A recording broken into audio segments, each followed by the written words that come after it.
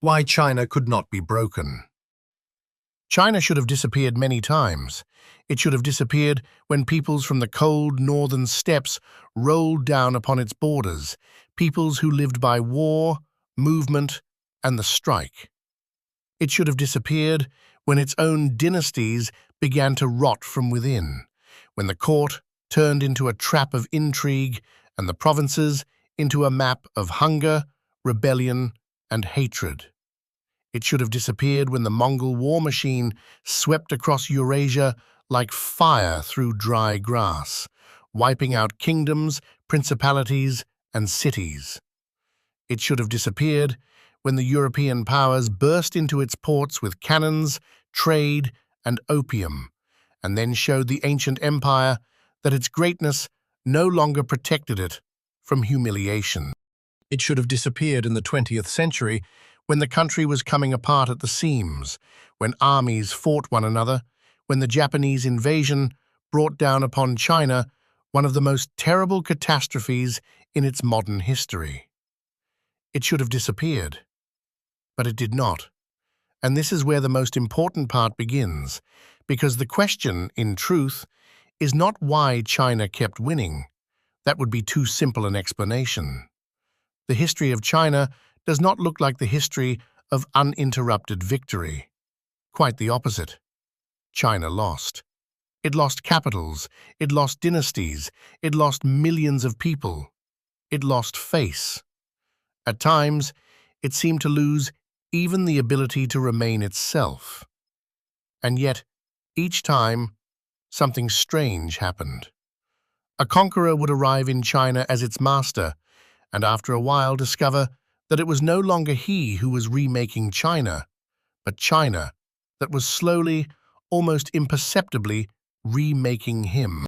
Destruction came from outside or from within. It shattered walls, armies, thrones, even elites.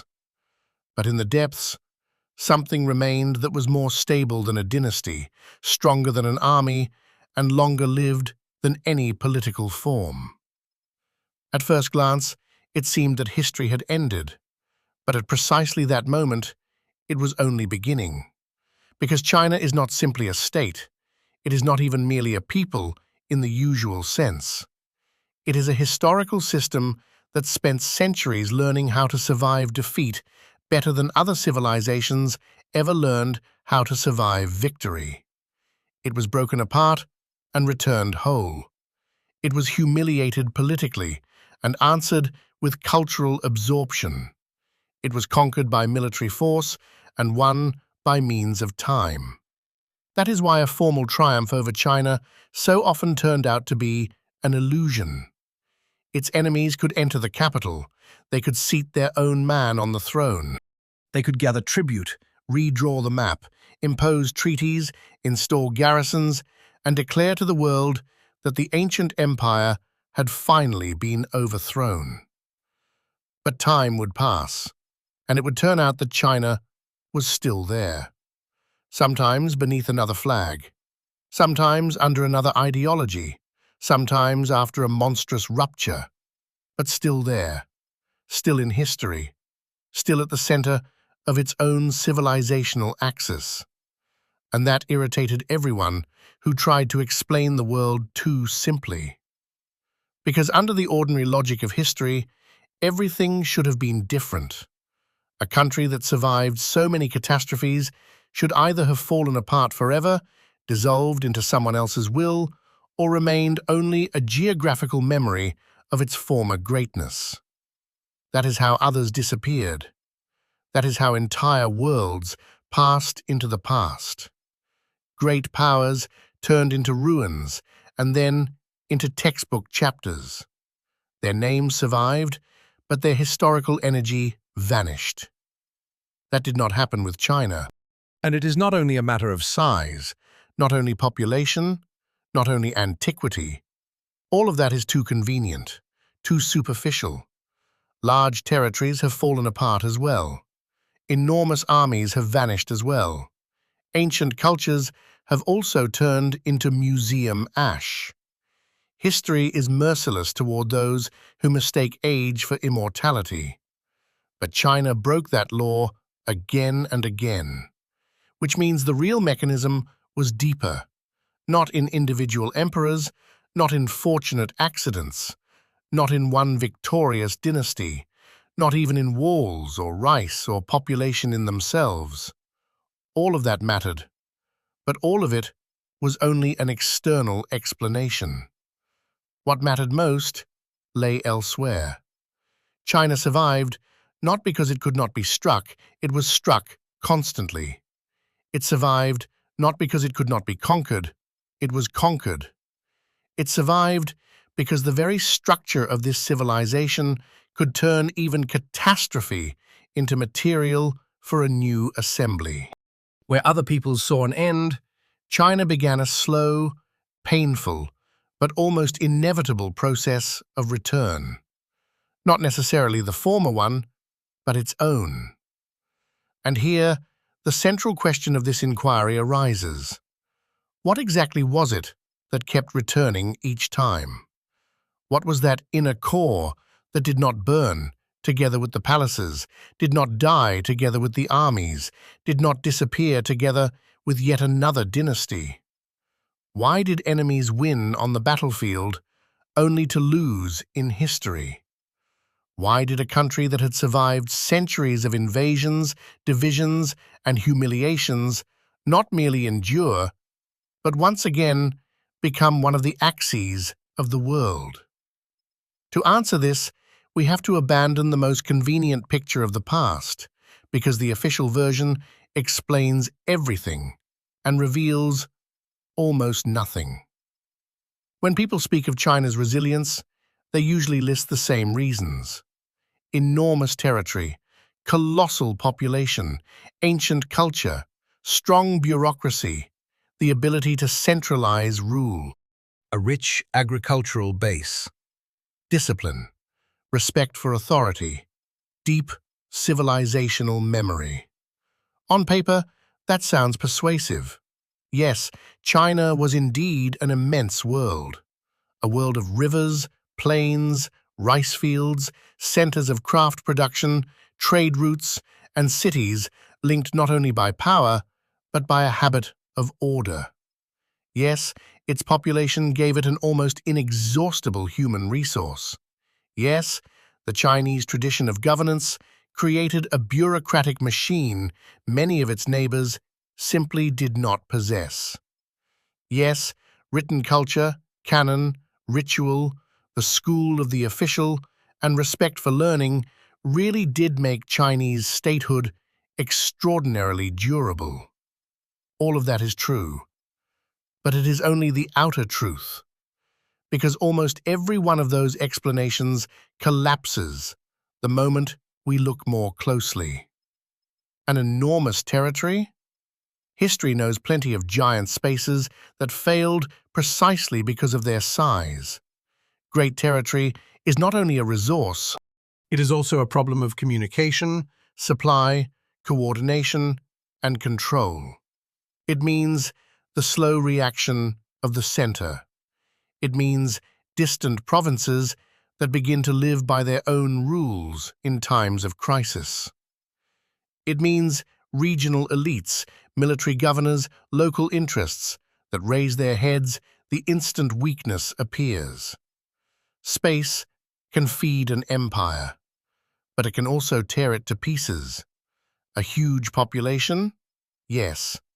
But masses of people, by themselves, do not guarantee stability. Hungry millions can become not the foundation of the state, but the force that brings it crashing down. Chinese history knows uprisings on such a scale that the land itself seemed to darken beneath the movement of human beings. It knows internal catastrophes in which the number of victims was so enormous that the state itself barely escaped final disintegration. Population becomes a resource only when there is a mechanism that turns it into order. Without such a mechanism, the crowd becomes a storm. Ancient culture? But the age of a civilization is no guarantee of invulnerability. Quite the opposite. At times, Antiquity makes a system heavier, more rigid, more self-assured. Empires convinced of their own exceptionalism are often the ones that collide most painfully with a new world. They notice danger too late. They change badly. They defend form when they should be saving substance. History has shown more than once that antiquity can be not armor, but a weight around the ankles. A strong bureaucracy? That too is no absolute salvation. Bureaucracy can collect taxes, count grain, appoint officials, transmit orders, distribute obligations. But in moments of systemic decay, it can just as efficiently suffocate any living reaction, conceal reality behind handsome reports, and save itself instead of the country. An official machine can be the nervous system of a state. It can also become its paralysis. This is where the official picture begins to crack.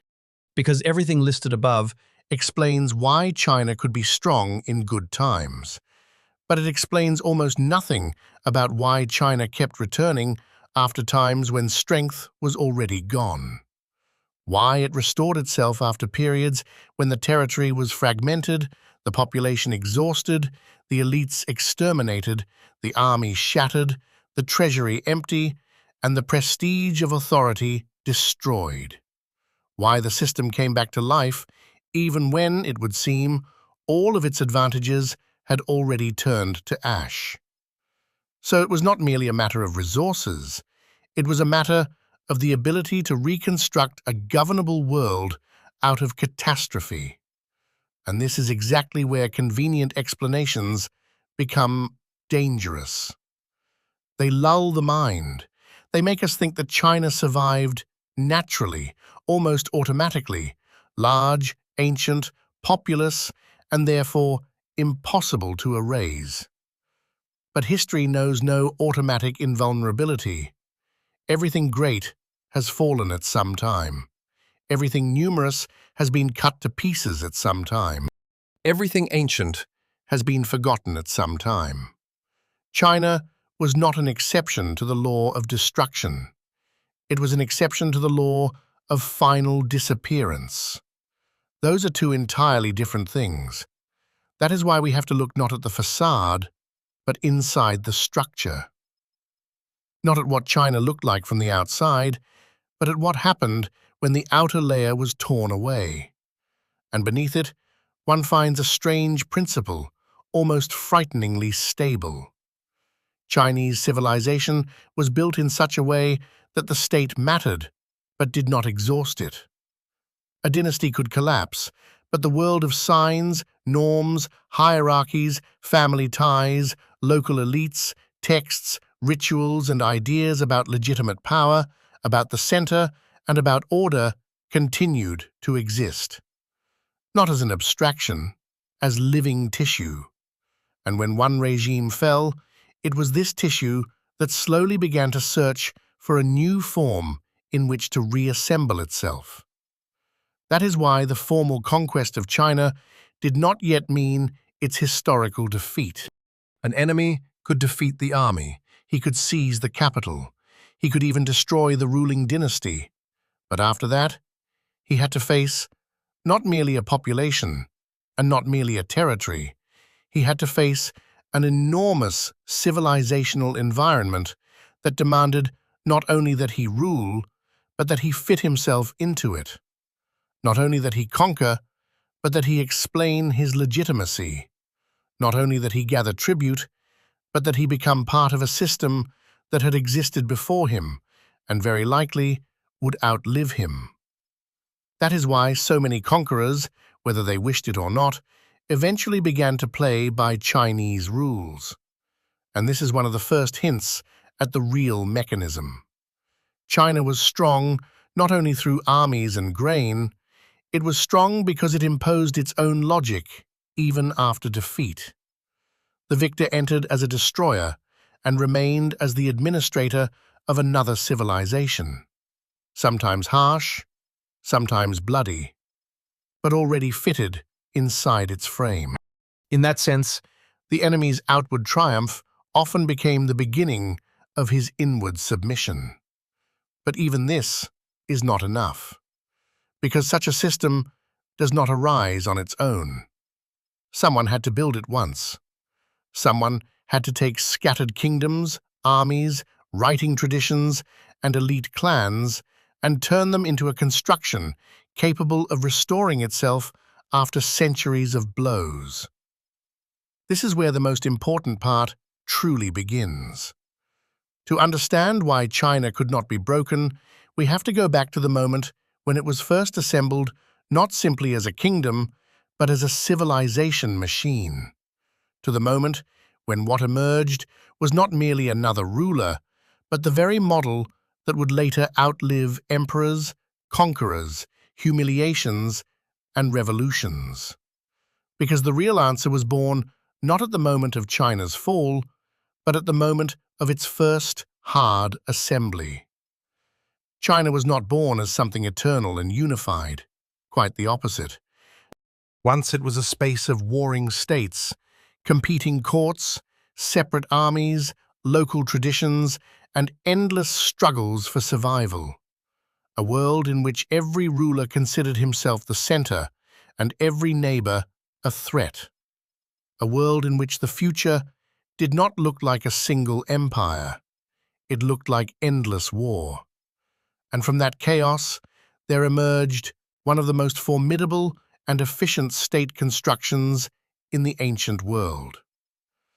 The Qin dynasty did not merely unify China. It did something much more important. It assembled the space into a system that would outlive its creators. This was an almost merciless assembly. Through violence, through iron discipline, through the suppression of princes, the standardization of script, measures, roads, and administration. Through the destruction of old autonomies, through turning the state into a machine of direct control. At first glance, this looked like the triumph of force. But this is where the key thing begins. Because Qin created not simply an empire, it created a frame. That very frame, which later generations would curse, soften, rebuild, adorn with morality, justify with tradition, but would never again be able to abolish. After Qin, China could be divided. It could be driven into civil war. It could be conquered. But the principle of large, centralized assembly had already been launched. The space had become accustomed to the idea that above multiplicity there must be a center, that above chaos there is a single power, that fragmentation is not a norm, but a disease. It was an unobvious change, but a decisive one. Before that, a ruler might dream of defeating his neighbor. After that, a different logic appeared. A ruler had to claim the whole order under heaven. Not merely a territory, the integrity of the world, the mandate to be its center.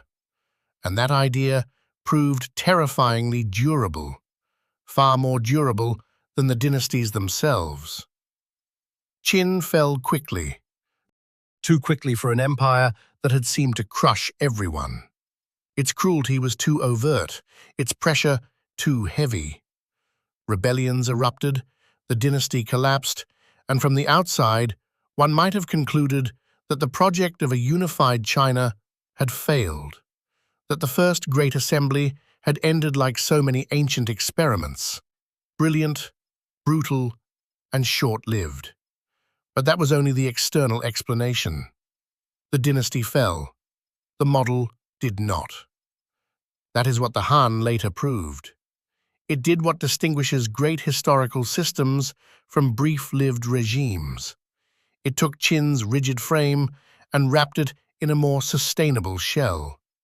If Qin built rule through fear, Han learned to build it also through habit, ritual, culture, and legitimacy. It did not renounce the centralized state. It made it acceptable. It did not reject unity. It made it natural. And at that moment, China ceased to be only a political project. It began to become a civilizational system. This is an immensely important threshold. So long as a state rests only on force, it can be crushed together with its army and palace. But once power begins to live also in people's ideas about what the normal order of the world should be, it becomes much harder to destroy. Then the capital is no longer just a city. It becomes the center of world order. The emperor is no longer just a ruler, but the figure in whom heaven, order, ritual, and the right to unity meet. The official is no longer just a servant, but the bearer of the very idea of governable space. And writing, canon, administrative culture, and the tradition of service cease to be ornaments of the state and become its inner skeleton. This is where the true mechanism of survival was laid down. China proved strong not because it once created a powerful empire. Many created powerful empires. China proved strong because it turned empire into the norm of civilizational existence, into the norm of memory, into the norm of expectation.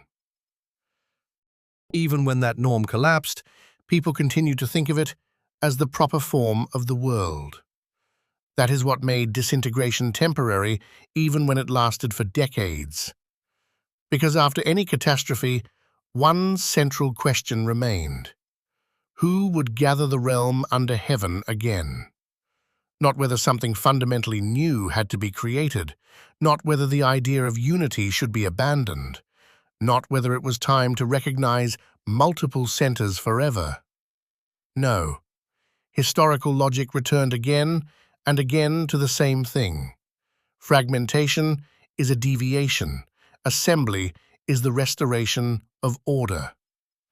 In this sense, China became almost the opposite of many other historical worlds. In many civilizations, disintegration meant the irreversible multiplication of centers. After an empire fell, new states, new elites, new identities arose, and the old whole never returned in its former shape. China, by contrast, lived for centuries with a different instinct. It could fracture terribly, but the very idea of one higher frame did not disappear. It waited for a new dynasty, a new victor, a new center that would say, "The chaos is over." That is why Chinese history so often resembles not a straight line, but the work of a gigantic spring. It is broken. It is forced downward, at times almost to the limit. But inside it, the tension of form remains, and sooner or later, the movement begins in the other direction. Not because some one ruler wills it, but because the system itself has already learned how to return. And here, an even more troubling question arises. If China endured, because once it had been assembled into a system of extraordinary stability, what happened when forces from outside that system crashed against it? What happened when the attackers were not internal rebels, but outside conquerors, men of the steppe, nomadic war machines, for whom Chinese order was not a sacred center, but prey? The answer forms one of the most paradoxical plots in all world history, because that is when it became clear. China knew how to win, even in defeat. For centuries, northern China lived beneath the shadow of the steppe. There, beyond the borders of the agricultural world, there existed another civilization, fast, mobile, military. A world of horse, bow, sudden raid, unexpected strike, and a different logic of power. To the agrarian empire, the steppe was a nightmare, not only because enemies came from there, it was a nightmare because it embodied the opposite principle of existence. China built walls, canals, bureaucracy, archives, granaries, and ritual. The steppe lived by speed, personal loyalty, military booty, and movement. At first glance, it seemed these worlds were incompatible. But history arranged things otherwise. They did not merely clash, they penetrated one another, and in those collisions, China should have lost far more than it did. Northern invasions came again and again. The empire weakened, borders were pierced, dynasties lost control. Nomadic and semi-nomadic powers entered Chinese lands not as disciples, but as victors. They took cities, seized courts, ruled territories, created regimes of their own. Every such blow looked like proof of an old truth. A highly complex agrarian civilization cannot withstand the pressure of a rougher but more living military force. That seemed logical. Yet this is exactly where Chinese history breaks the victor's logic. Because to conquer Chinese space is one thing, to hold it is another. To turn it into an obedient periphery of one's own model is almost impossible. This is where the subtle, slow, almost invisible work of Chinese civilization begins. The conqueror entered northern China with a sense of triumph. He brought his military elite, his own order, his rough verticality, his own ideas of power. But very soon, he encountered what steppe victory could not solve. Taxes had to be collected not through raids, but regularly. Millions of settled people had to be governed. Land had to be allocated, officials controlled, cities held, irrigation maintained, grain supplies overseen, disputes resolved, decrees issued, and some appearance of legitimate authority created. In other words, one had not merely to conquer, one had to rule. And to rule in China almost inevitably drew the victor into Chinese form. This did not happen overnight. There was no magic in it, no mysterious dissolution in a romantic sense. There was something else, the cold pressure of environment. Chinese space was too large, too dense, too administratively complex, too culturally saturated to be ruled for long by steppe instinct alone. A military elite could seize the throne. But the throne itself already stood inside another system of meanings, and this is where the historical reversal took place. To preserve power, the conqueror began to adopt Chinese methods. He took Chinese advisors, used Chinese writing, adapted himself to the Chinese model of court, learned to rule through a settled bureaucracy, sought legitimacy not only in force, but in recognition as the lawful center. He remained foreign in origin, but the mechanism of power increasingly rebuilt him in the image of the country he believed he had defeated. China entered into him, not at once, not completely, sometimes through monstrous violence, sometimes through compromise, sometimes through cynical calculation. But the direction of movement was precisely that. The victor found himself compelled to serve the logic of the civilization he wished to subjugate. There lay one of the deepest secrets of Chinese resilience.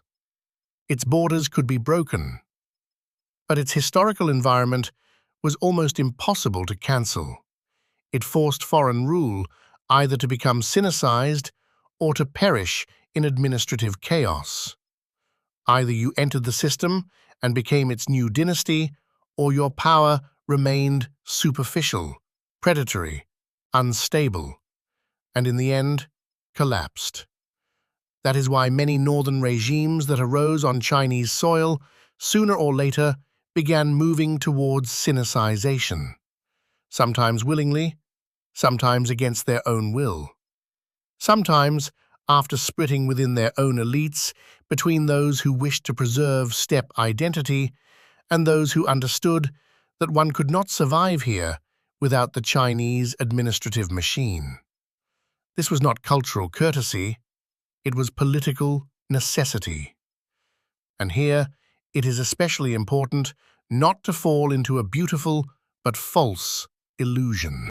China did not conquer its conquerors by wisdom or by the prestige of culture alone. Often the matter was more prosaic and more ruthless than that.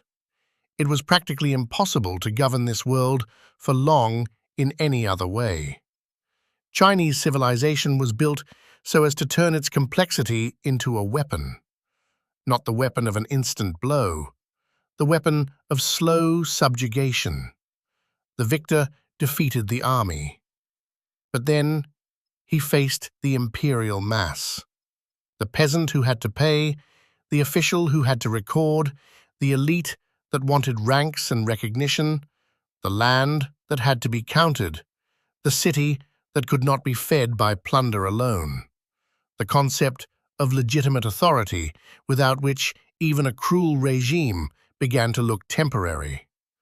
That is why Chinese history produced the same effect over and over. Outwardly, China lost. Inwardly, it began slowly to digest its own defeat. It was not always beautiful, not always quick, not always without heavy cultural trauma, but the outcome so often proved the same. Conquest did not destroy China as a civilization. It merely changed the face of the authority through which that civilization continued to exist.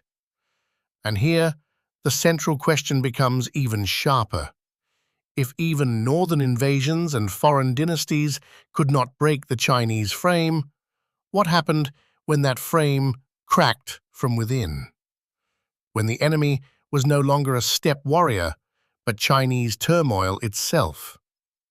When the country disintegrated not under an external blow, but under the weight of its own internal catastrophe? Because it is precisely there, in the ages of great fracture, that any civilization is truly tested. There is a temptation to think that China was invulnerable only against outside enemies, as if its main strength revealed itself when dust rose on the frontiers from foreign cavalry, when northern tribes and steppe empires tried to break through the defenses, and the empire, wounded but living, once again absorbed the blow and survived it. But that would be too simple. The true examination for any civilization begins not when it is attacked from without, but when it begins to disintegrate from within. And China passed that examination again and again. Its history is not a continuous line of greatness. It is a history of gigantic breakdowns, of ages when the throne lost meaning, when the provinces ceased to hear the center, when armies became private, when the official turned into a merchant of office, when famine opened the gates to rebellion, and rebellion gave rise to such waves of violence that the very idea of a single order seemed not a law, but a distant memory. And here, one of the most uncomfortable questions arises. If China was so strong, why did it collapse so many times at all? The answer is unpleasant, but necessary. China's resilience never meant an absence of weakness. Quite the contrary. Its scale and complexity made it especially vulnerable to internal overload. The larger the imperial machine became, the more points of corrosion it contained. The more strongly the center controlled space, the more destructive the moment became when that control began to weaken. The Chinese Empire did not simply break. It broke on a monstrous scale. But this is exactly where the essential point begins. Because Chinese disintegration was almost never final disintegration. It was disintegration inside an already existing civilizational frame. Yes, the unified state disappeared. Yes, the land was cut into warring spheres of influence. Yes, elites fragmented, armies changed masters, courts moved, capitals perished, whole regions fell out of common administration. But even then, the most important thing did not vanish: the sense that chaos was not normal. That may sound like a subtle distinction. In reality, it is the basis of everything. In many regions of the world, the collapse of an empire gave birth to new diversity. The old whole died, and in its place appeared new political entities, new historical trajectories, new centers that no longer sought to restore the previous world in full. But China, again and again, lived through collapse differently. Its turmoil was monstrous, yet within it there continued to live the idea of reassembly, not as the dream of one ruler, but as the instinct of a civilization. That is why the ages of division in Chinese history are so important. Take the era after the fall of Han. From the outside, it looked like the final failure of the great project. The dynasty had fallen. The unified order had broken apart. Generals, courts, regional elites, private armies, all of it tore the country to pieces. There began the era, later remembered as both romantic and terrifying, the age of the Three Kingdoms. But beneath the glitter of heroic plots and political intrigue, there lay a far harsher reality. This was not merely a change of power, it was a test of the survival of the very idea of China. At first glance, it seemed that the unified empire had been only a brief episode, that after the collapse of the center, the country had returned to its natural condition, a multiplicity of competing states. That the first great imperial project had been a historical flash, not a destiny. Had everything ended there, China really could have become only a name for a region, not a durable, civilizational frame. But that did not happen. Even in an age when rival courts fought each other, they did not think of themselves as finally separate worlds. Each one claimed not merely its own patch of earth, each wished to speak in the name of the whole. Each wanted to be not a regional lord, but the rightful heir of all under heaven. That is an immensely important difference. The war was waged between the parts, but all the parts still recognize the value of the whole. And there one sees how deeply the First Imperial Assembly had worked. Even when the state disappeared, the form of historical imagination did not. Power could be lost. The right to unity could not. It did not vanish from the language of politics, from symbolism, from the ambitions of warlords, from the logic of elites. Chinese turmoil did not abolish the idea of the center. It made the struggle for the center the highest stake of the age. Then came still more difficult centuries. North and South diverged. Northern regimes, many of them of non-Chinese origin, asserted themselves in one part of the land. Southern courts, claiming cultural and dynastic legitimacy, held on in another. It might have seemed that this was the final civilizational rupture. The space was split for the long term. Elites lived in different worlds. Military and cultural lines diverged. The North changed under steppe pressure. The South withdrew into aristocratic forms of life and intellectual self-preservation. But here, China displayed yet another strange feature. Its division not only failed to kill the common matrix, it began to complicate it and strengthen it. The North borrowed more and more Chinese administrative practices. The South preserved cultural prestige, text, ritual, and the tradition of legitimate rule. Between them, there flowed not only conflict, but exchange. Different parts of the fractured world continued to operate within one broad field of shared meanings, even when politically they were enemies. That is an enormously important point. Because the true end of a civilization comes not when the single state disappears, but when the common system disappears in which the different parts still recognize themselves as elements of one world. China did not come to that threshold. It cracked. It bled. It was divided into hostile regimes. But the idea of a common frame remained alive, in script, in ritual, in political claim, in social hierarchy, in the conviction that legitimate authority must one day gather the space into one again. This is why Chinese disintegration worked differently from the collapse of many other empires. It did not destroy the model, it tested it. Yes, at times the test lasted decades, at times centuries. At times the cost was such that the very word survival begins to sound cruel. But the result again and again proved the same. Out of turmoil grew a new assembly, not always gentle, not always noble, sometimes bloody, pitiless, founded on total military mobilization, but assembly all the same. There lay the terrible talent of Chinese civilization. It knew not only how to live in order, it knew how to live through disorder without recognizing disorder as final. Where other historical worlds gradually became accustomed to multiplicity, China continued to regard multiplicity as a temporary sickness of space. A heavy sickness, sometimes almost mortal, but a sickness nonetheless. So after each turmoil, the main questions sounded the same.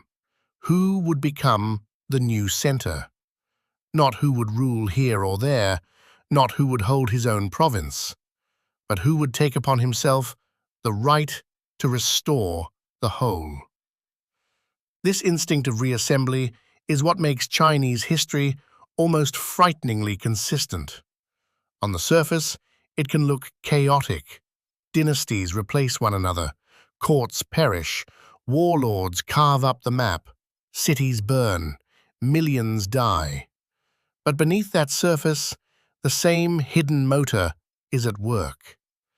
Disintegration produces a demand for new unity. The more terrible the chaos, the stronger the historical hunger for the center. And here another, even harsher test appears. Internal turmoil can be survived if a civilization preserves its own code. But what happens when a force arrives that not only conquers the throne, but tears an entire empire out of its habitual rhythm? What happens when the conqueror comes not as one more local dynasty, but as the self-proclaimed master of all Eurasia? Because then China encountered a blow that truly should have proved fatal. And that blow came bearing a name that made half the world tremble. The Mongols did not merely conquer states, they changed the very idea of what was possible in war. Their armies did not march, they rolled in. Their blows did not look like ordinary campaigns, they looked like the collapse of a force of nature, too rapid, too disciplined, too merciless for political systems accustomed to fighting slowly, heavily, and by the rules of the old world. Mongol expansion shattered cities, dynasties, trade nodes, military traditions, and entire political universes. Where that machine passed, it left behind not merely the defeated, but spaces that could not quickly return to their former life. And when such a force struck China, everything looked as though the history of the ancient civilization had finally reached its limit. The northern Chinese world had known foreign dynasties before. It had already learned to endure pressure from nomadic military power. But the Mongols represented another scale of threat. This was not a neighboring steppe regime seeking tribute, land, or a throne. This was an empire that imagined itself master of a vast continent. An empire that did not enter the Chinese system as one contender among others. It came as a force for which China itself was merely one part of a great conquered space. And at first glance, this really did look like the end. The long resistance of the Southern Song was broken. The last major Chinese dynasty of that age collapsed. The conquerors placed their power over the whole country. The Yuan dynasty arose. The Mongols achieved what no one before them had accomplished on such a scale: formal domination over all of China within their own world empire. If there was ever a moment when one might say, China has been defeated once and for all, it was here. For what had been lost was not merely a battle, not merely a border, not merely a capital. The highest political frame itself had been lost. The throne belonged to a foreign dynasty. The military elite was foreign. Much of the ruling stratum did not regard itself as a continuation of Chinese tradition. The empire was built into a far wider structure of power whose center lay beyond the habitual Chinese picture of the world. This was a moment of extreme humiliation, and at the same time, the moment of deepest testing. Because the question was now posed with brutal clarity. If China truly was a civilization of exceptional durability, capable of surviving disintegration and conquest, could it survive total incorporation into a foreign continental empire? Or would its historical singularity end precisely here? The answer proved paradoxical. The Mongols defeated China by military power. But in order to hold China, they began to lose to it historically. That does not mean the conquest was superficial. It was terrible. The destruction was immense. The social hierarchy under Yuan was rigid and humiliating. Political power really did lie in the hands of a foreign dynasty. The Chinese population knew perfectly well that it was no longer master of its own world. And yet, beneath that heavy shell, the same hidden mechanism began to work again. Because governing China turned out to be far more difficult than subduing it. The Mongols brought their military elite, their own structure of loyalty, their own steppe-type empire. But China demanded something else. It demanded the constant administration of a gigantic settled mass. It demanded accounting, distribution, control, ritual legitimacy, and complex interaction with local elites. It required not only force, but insertion into a space that refused to remain a mere occupied territory. This is where the hidden erosion of Mongol victory began. The Yuan could rule China only by relying on Chinese instruments. Reluctantly, selectively, while trying to preserve distance and privilege for the conquerors, but without the Chinese official, without Chinese administrative logic, without Chinese tax and economic practices, without the Chinese urban and agrarian world, this rule could not be stable. And here lies the central paradox. The Mongols wanted China to be a part of their empire, but China itself drew them into the necessity of playing by its rules. Not wholly, not immediately, not without internal resistance, but the process was underway. And with it, there grew another problem. The Yuan ruling elite was internally divided between steppe imperial logic and the realities of Chinese governance. This was a conflict that could not be solved by the will of the Khan alone. Because a steppe military machine is excellent for conquest, but it is poorly suited to the long management of a gigantic settled world where power cannot be sustained by war and plunder alone. There, one needs the rhythm of sowing and harvest, accounting, courts, chancelleries, infrastructure, and a complex system of intermediaries. Every such element gradually strengthened not the Mongol, but the Chinese side of the equation. But the most important thing happened even deeper. Even under a foreign dynasty, the idea did not disappear that this rule was not the end of history. For the conqueror, it was the summit. For Chinese civilizational memory, it was a deviation, however long and heavy. Under the shell of submission, the idea of return continued to live.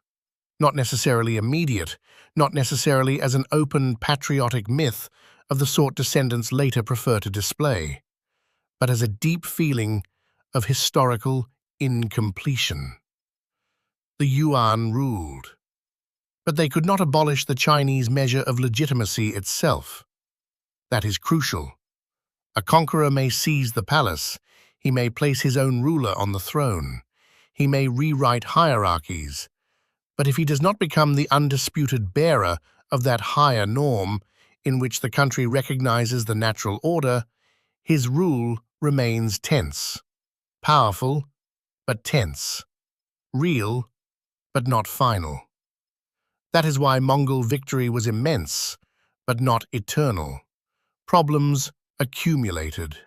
Financial difficulties, internal contradictions, natural disasters, tensions in administration, the alienation of much of the population, a crisis of legitimacy.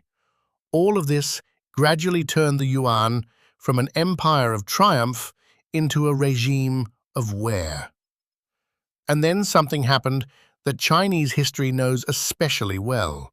Social discontent, religious expectations, local rebellions, and elite struggle began to gather into a new wave of reassembly.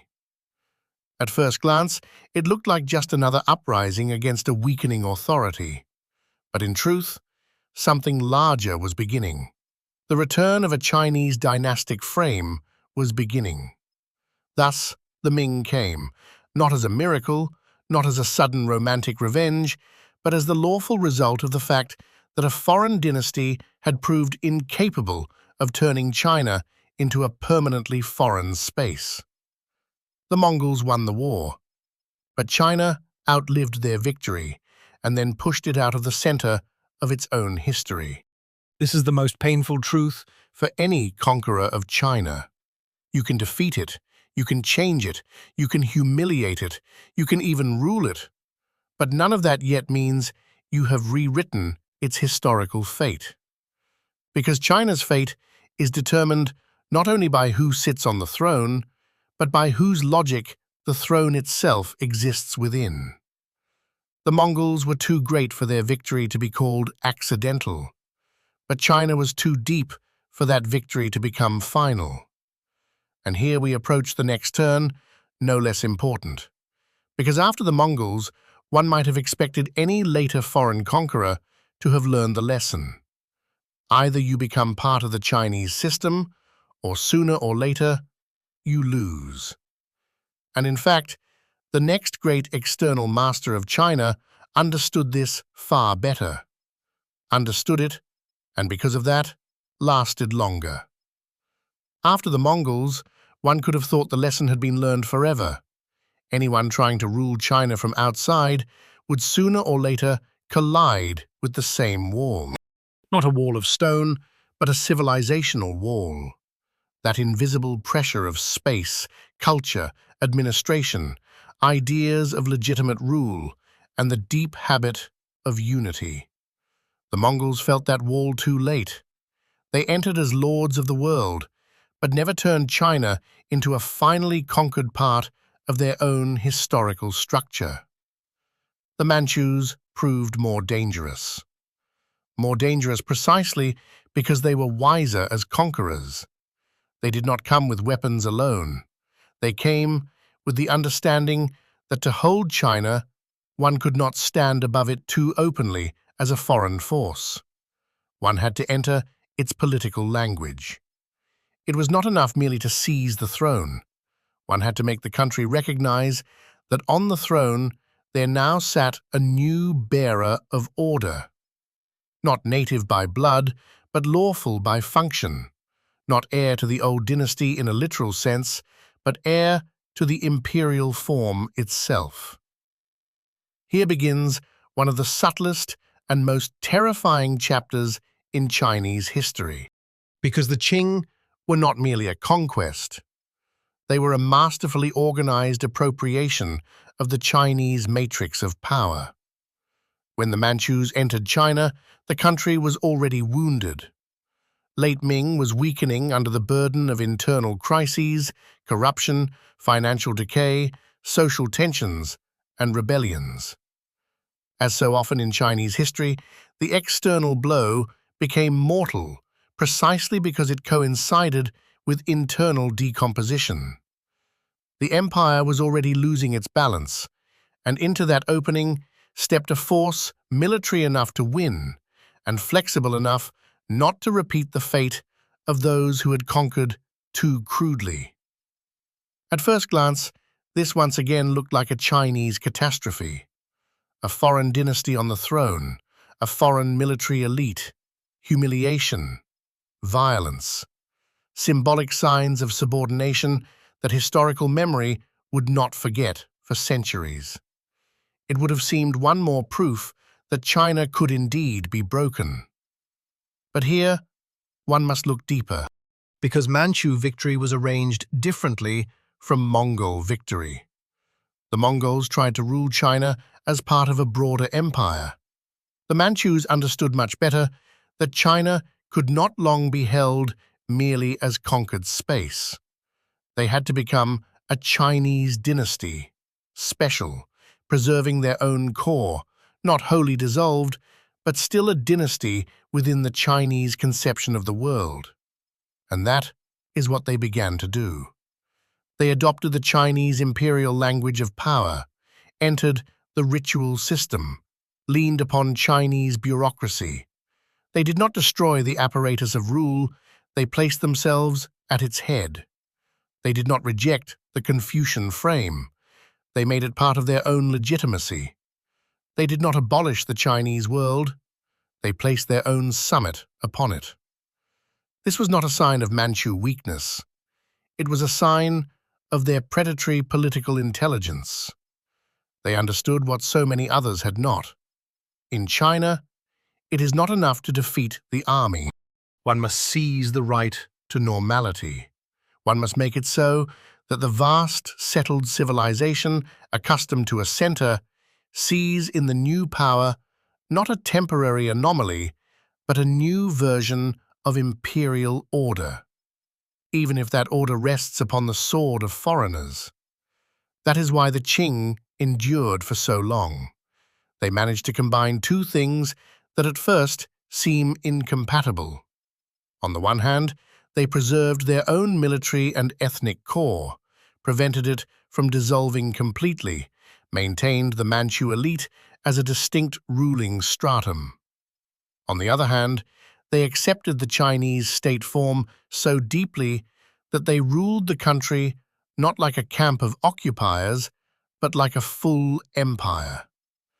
It was a difficult double game, a constant balancing act, not to become too Chinese and lose themselves, but also not to remain too foreign and lose China.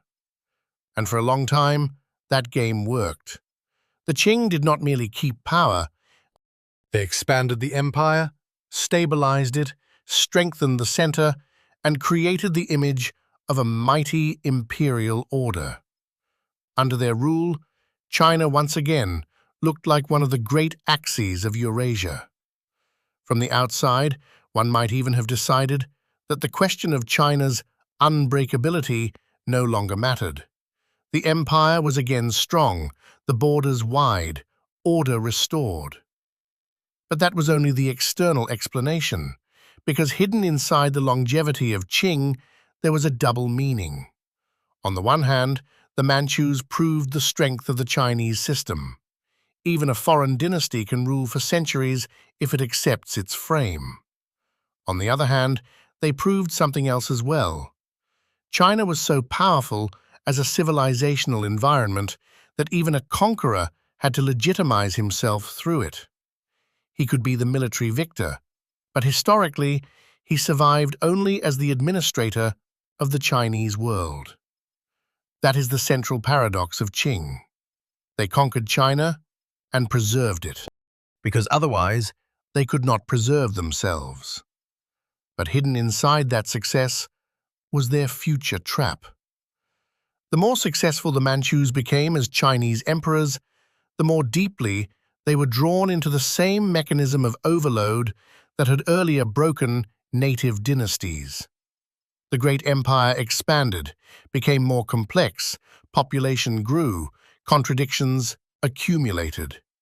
With them grew the hidden costs of the huge machine. Corruption, inertia, financial strain, provincial imbalances, difficulties in controlling too vast a space. The Qing were clever enough to win as conquerors, but they could not repeal the law of Chinese history. The more powerful the empire, the more terrifying the consequences of its internal wear. And here, another layer of the secret begins. Because neither Qing, nor Ming, nor Han, nor anyone else could have gathered this world again and again if beneath dynasties there had not lain something even more durable. Not the army, not ethnicity, not one palace, and not one ruling family. Beneath all that lay a code, the code of order. If one asks what held China together from within, many instinctively search for an answer in something resembling the great binding principles of other civilizations. Some will say religion, others sacred tradition, others the cult of the emperor, others fear of the state. All of that is partly true, but only partly, because China was held not by one dogma and not by one faith in the usual sense. Its core was not so much religious fanaticism as a particular discipline of the world. Not religion as the fire of revelation, but order as a form of existence. That is why China is so hard to understand through simple schemes. Its resilience was born not from one holy book and not from one church capable of surviving the fall of kings.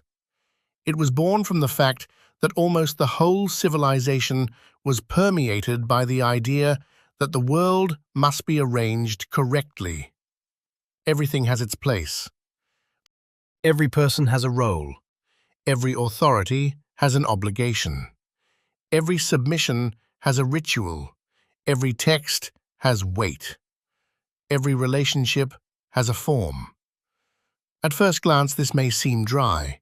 In fact, that very dryness was its strength, for China spent centuries building not ecstasy, but governability, not a flash, but duration, not heroic chaos, but reproducible hierarchy. Where other civilizations often linked survival with the flame of faith, China linked it with the reproduction of order. There was an almost frightening rationality in that. In that sense, the Confucian tradition was not merely a moral teaching, it was a technology of civilizational self-preservation. It spoke not only of virtue, it spoke of the correct form of relations. How a son should look upon a father, an official upon a sovereign, a student upon a teacher, the younger upon the elder, the subject upon authority. This was not a romantic philosophy of harmony in some naive sense. It was a gigantic mechanism for distributing roles, duties, and expectations. The world became stable not because there was no conflict in it, but because conflict itself had been enclosed in advance within a frame. That is what truly matters. Chinese civilization created a model in which the state rested not only on coercion, but on the habit of millions of people to think order a moral norm. Not merely to fear the center, but to regard the center as natural. Not merely to endure hierarchy, but to see in it the correct form of the world. That is what made China so durable after shocks. A dynasty could fall, but a father remained a father. A teacher remained a teacher. Ritual remained ritual. The written canon remained the measure of learning. Service, as an official, remained a social ideal. Even when everything around collapsed, the forms remained by which society could gather itself again. And here, the role of writing and examinations becomes especially important. Chinese written culture was not merely a means of recording, it was a machine of historical continuity. Through writing, not only orders were transmitted, but the standard of civilizational existence itself. Whoever possessed the canon possessed the language of power. Whoever passed through the system of scholarship gained the right to enter the apparatus of the state. Whoever thought in those categories was already fitted into the larger matrix. In that sense, the examination system was not merely a mechanism for recruitment, it was the conveyor belt of imperial reproduction. Yes, that system was harsh, elitist, often formal, often unjust. Yes, it screened people out, crippled ambition, turned knowledge into the ritual of repetition. But it had one colossal advantage. It created a class of people for whom imperial order was not an external burden, but a means of personal elevation. The state did not merely command them, it offered them meaning, status, a place in the world. That is why Chinese bureaucracy was more than an apparatus. It was a civilizational clergy without a church. Its representatives could be corrupt, cowardly, self-satisfied, cynical. Chinese history knew all of that in abundance. But even a decayed official class continued to perform one crucial function. It preserved the language of governance, the language of legitimacy, the language of norm. When one dynasty died, everything rarely had to be built from nothing upon its ashes. There remained people, documents, methods, cultural standards, memory of the correct form of the center.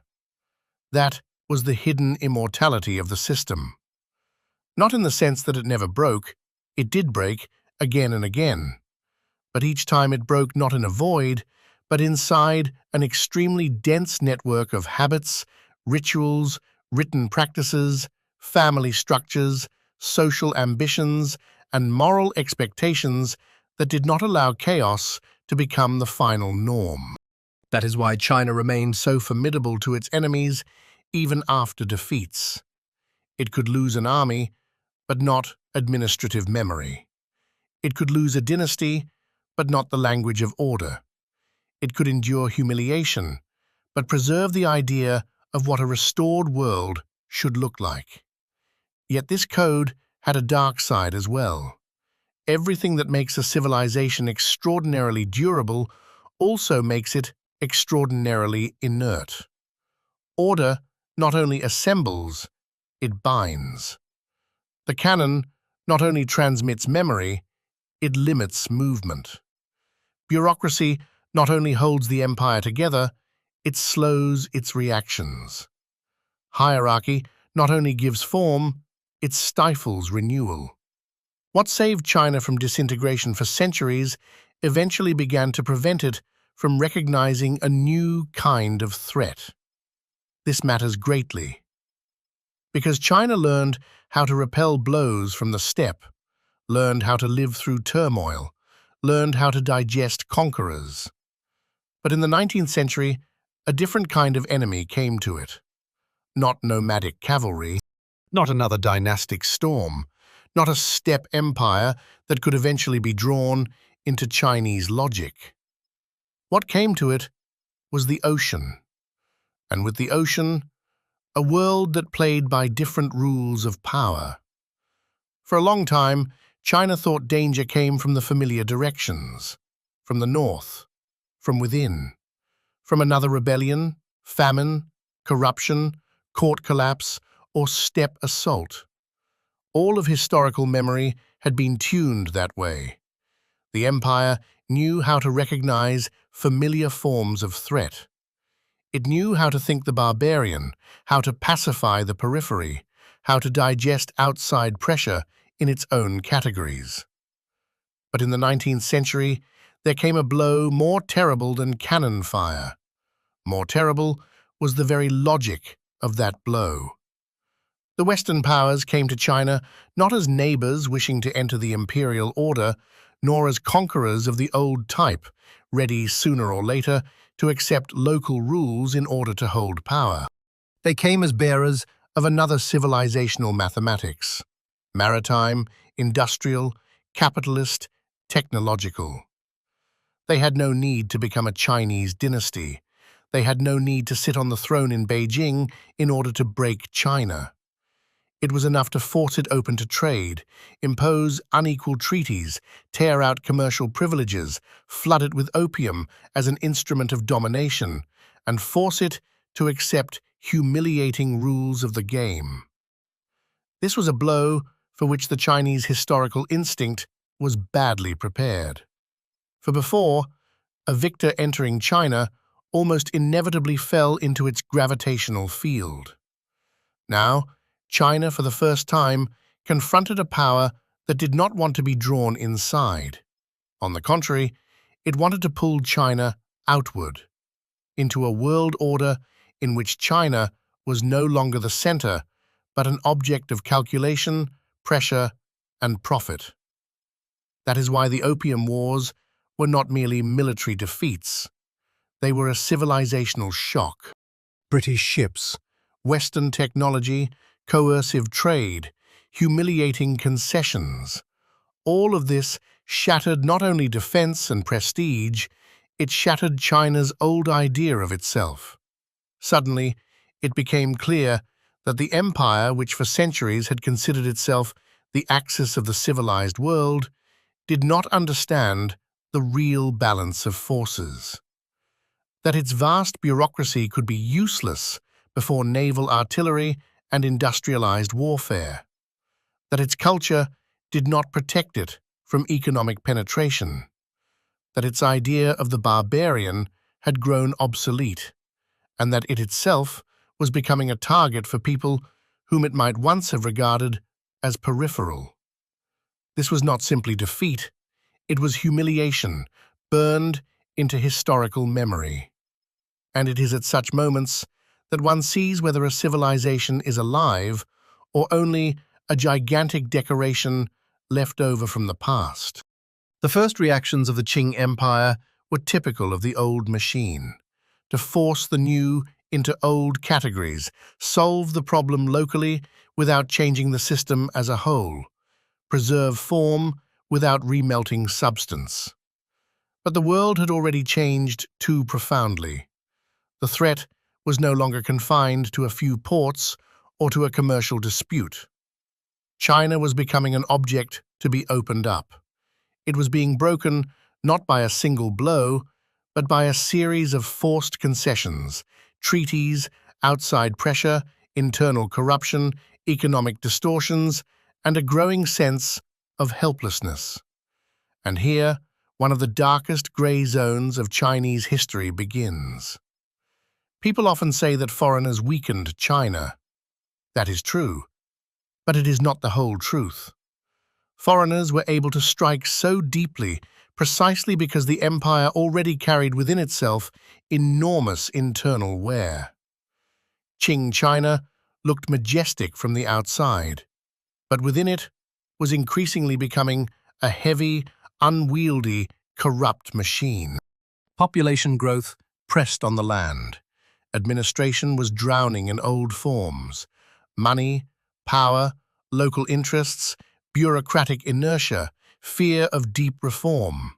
All of it was turning the empire into an organism unable to rebuild itself quickly.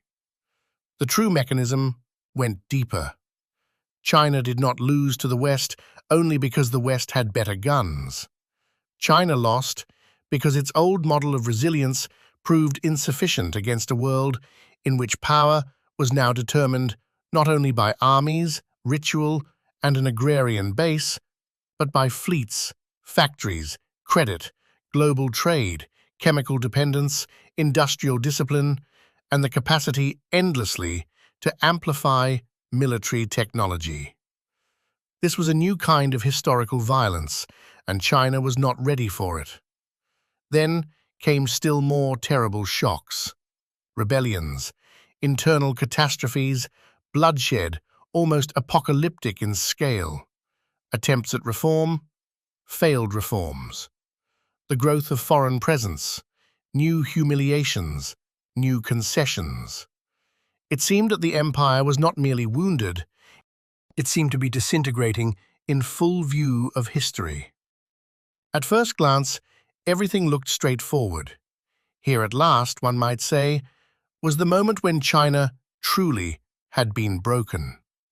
Not by steppe peoples, not by Mongols, not by Manchus, but by the modern world, arriving from the sea with markets and steel. And this is exactly where one must be most careful. Because yes, China was broken politically, humiliated strategically, opened by force economically, traumatized culturally. But even in that catastrophe, the old deep pattern did not disappear. Chinese space once more began to search for a new form of assembly. The old imperial code could no longer function in its former shape, but the need to restore the whole did not vanish. On the contrary, humiliation radicalized it. This is one of the most dramatic turns in the entire story. What should have destroyed Chinese civilizational will once and for all became fuel for its new, already modern reassembly. Humiliation was turned into historical memory, memory into political energy, energy into the search for a new form of China that would never again find itself in such a position. That is why the 19th century for China was not only an age of decline, it was an age of accumulating fury. Fury against outside domination, fury against internal weakness, fury against the old elite that had failed to protect the country, fury against a world in which China had suddenly become not a subject, but prey. And here the central question returns in a new and sharper form. If the old imperial China could no longer defend itself, who was to come in its place? What new force would be able to gather the country in such a way that it would no longer be the object of another's will? Because now, the issue was no longer simply the survival of a dynasty, it was the rescue of China from an age of historical humiliation. When the old empire finally began to crumble, many thought that China had reached the line beyond which there is no return. The Qing dynasty was losing not only control, it was losing the right to serve as a symbol of order. And for China, that was always more deadly than military defeat. So long as the center is weak, but still recognized as the center, the system can continue to hold. But when the image of legitimate authority itself becomes an empty shell, what begins is not merely a crisis, it is a historical vacuum. The fall of the empire in the early 20th century looked like a final rupture with the past. The dynastic frame that had lasted for millennia collapsed. In its place arose a republic. On paper, this could look like modernization, an escape from the old trap, a chance to rebuild the country on new foundations. But the reality proved far more terrible, because it is easier to destroy an old center than to create a new one, especially in a country that for centuries had grown accustomed to thinking of itself as one space beneath a supreme frame of power. China entered an age in which there were many slogans, many hopes, many new political words, and far too little real control. At first glance, it seemed the problem was only transitional. Remove the dynasty, replace imperial language with the language of a republic, carry out reforms, build a new army, create new institutions, and the country would gradually recover. Yet here, one of the harshest truths of history showed itself. Civilizations are not reassembled by simple renaming. The imperial frame had been destroyed. The republican one had not yet arisen as a real system. and China began once more to spread outward in fragments. Military cliques, regional masters, private armies, alliances formed in the morning and collapsed by evening. Cities in which one authority replaced another, while the population no longer believed anyone. Political centers that claimed legitimacy but did not control the country as a whole. This was not merely a political crisis, it was a new form of disintegration, no longer dynastic, but post-imperial. And here the question, why China could not be broken, becomes especially painful. Because in those years it really was being broken almost to the foundation. The old code was working worse and worse. The new one had not yet been assembled. Culture still remembered unity, but politics produced chaos. The elites debated the future, but could not take the country upon themselves as a whole. Some spoke of national revival, others of revolution, still others of military discipline and a new order. But in reality, China increasingly looked like a space of struggle over the right to call itself China. At first glance, it seemed that here the history of a great civilization was finally dissolving. Then came the blow that changed everything: the Japanese invasion. This was not merely another collision of powers, not just a war for territory. For China, it was the continuation of the century of humiliation in its most merciless form. Japan came neither as a European trading power forcing open ports, nor as an old steppe elite willing to rule through the Chinese system. It came as a modernized Asian empire that had already absorbed Western methods of war, industry, and the national state, and was therefore especially dangerous. It understood how to strike modern China, and it struck exactly there, at cities, at transport arteries, at the symbols of state authority, at civilians, at the very psyche of the country. Occupation, massacre, destruction, humiliation, terror. All this was meant not merely to weaken China, but to demonstrate that it was no longer a subject of history, but a territory that could be cut up, subordinated, and used. At first glance, this really did look like the approach of the end. The country was already divided. Its internal political forces were at war with one another. The center was weak. The army was not unified. Enormous territories had fallen out of control. Millions lived in conditions of almost continuous catastrophe. If there was ever a moment when China might not have returned, it was this one. And yet, here the old pattern began to work again, already in a new shell. The outside blow created not only destruction, it created demand for historical reassembly. Japanese aggression did not destroy the question of China, it radicalized it. Who now had the right to speak in the country's name? Who could do more than resist?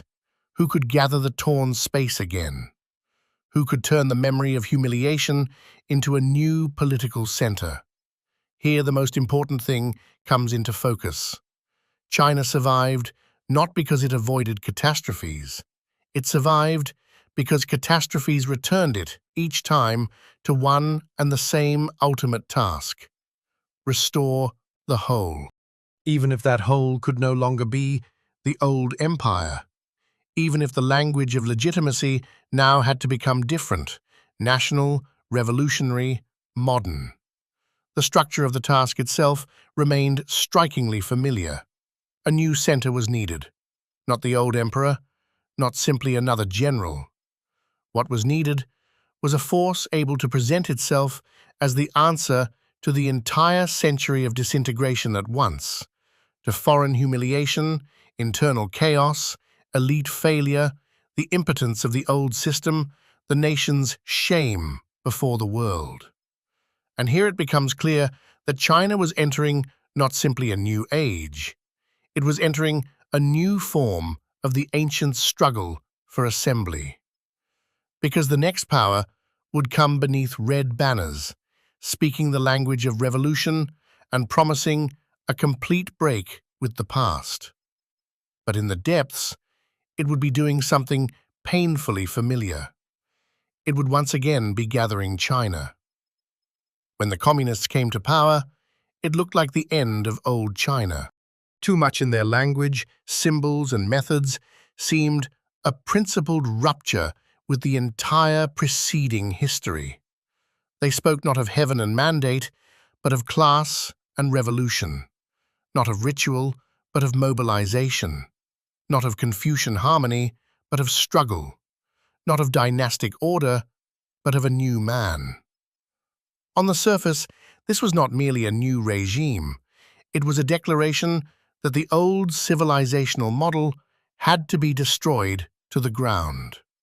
And in one sense, that was true. The revolution really did break China deeply.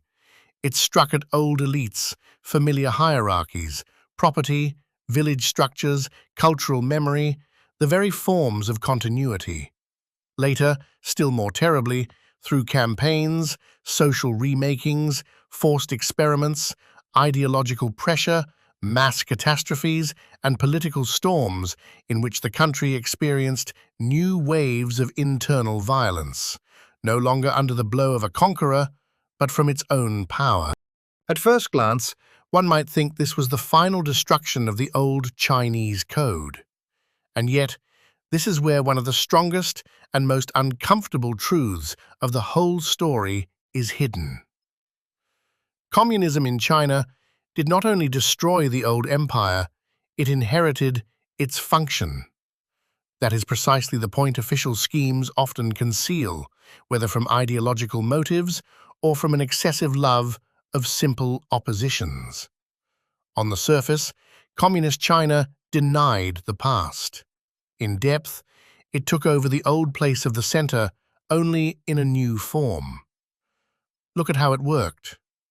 Once more, a gigantic space had to be gathered into one political body. Once more, a supreme legitimacy standing above the regions was needed. Once more, an all-embracing bureaucratic and disciplinary machine was created. Once more, a single language of truth was formed, one that had to define what was right, what was false, what was lawful, what was deviant. Once more, the center demanded not merely obedience, but a monopoly over meaning. This was no longer the old empire, but it was still the same civilizational operation, reassembly after fragmentation. That is why communist victory cannot be understood merely as ideological revolution. It was also an answer to the age-old Chinese problem of how to restore unity after catastrophe. It answered that problem brutally, often monstrously, but it answered it. And that is why it endured. Not because it was morally superior, not because it was free from disaster. China, under communist rule, endured tremendous internal blows as well. Famine, purges, campaigns, cultural self-destruction. Once again, the country paid a terrible price. Once again, the system revealed a capacity for violence toward its own people on a gigantic scale. Yet even there, the old pattern survived in transformed form. China could still be injured, could still be wounded by its own state, could still suffer failures of historic magnitude. But the center existed once more. The whole existed once more. Chaos was once again declared temporary, and unity the proper order of things. That continuity matters more than ideological labels, because the secret of China's survival was never that it always chose wisely. It did not. Never that it always remained humane. It did not. Never that it was always stronger than its enemies. Often it was weaker. The secret lay elsewhere. Again and again, China turned defeat into an intermediate state, not a finale. It knew how to make the blow destroy the shell without reaching the whole system. Or, if it did reach the system, the blow itself became part of a new reassembly.